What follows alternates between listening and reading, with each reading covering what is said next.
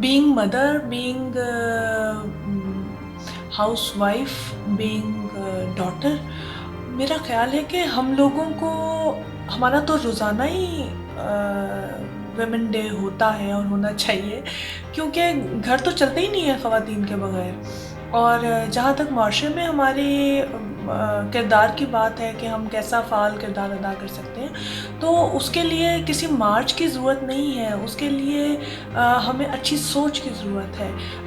Being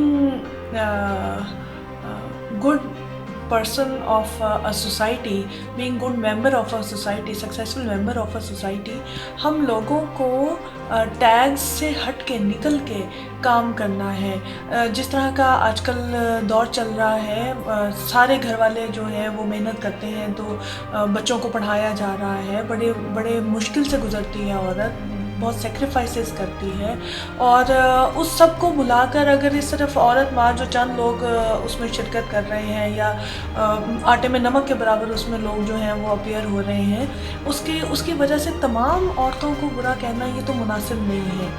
बहुत सारी आपको ऐसी मिसालें मिलेंगी जो बड़ा सर झुकाकर और बड़े अच्छे तरीके से लाइफ में आगे बढ़ रही हैं ख़वातीन, और उनका टॉलरेंस लेवल बहुत अच्छा है, उनकी अंडरस्टैंडिंग बहुत अच्छी है।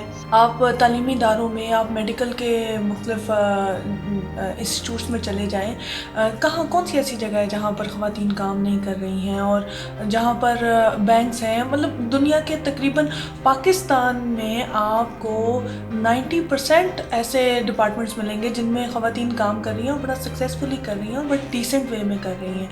तो कुछ लोगों की इनडिसेंट रवैये और उनके इनडिसेंट रिमार्क्स की वजह से आप सब ख़वातीन के हवाले से बुरा कहना शुरू कर दें या उन्हें डिस्ग्रेस करना शुरू कर दें, मुनासिब नहीं है। और मेरा ये ख़्याल है कि मर्द हो या औरत, वो माशरे का अहम हिस्सा हैं, दोनों ही गाड़ी के दो पहिए होते हैं। कैसे हो सकता है कि इनके बगैर इनमें से किसी एक को आप माइनस कर दें तो आप सक्सेसफुल लाइफ गुजार सकते हैं?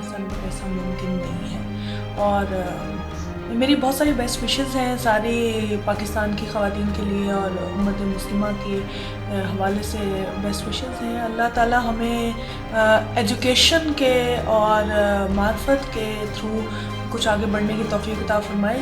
ये जो औरत मार्च शुरू हो गया, मैं ऐसे बैठ गई, लो मैं ठीक बैठ गई, और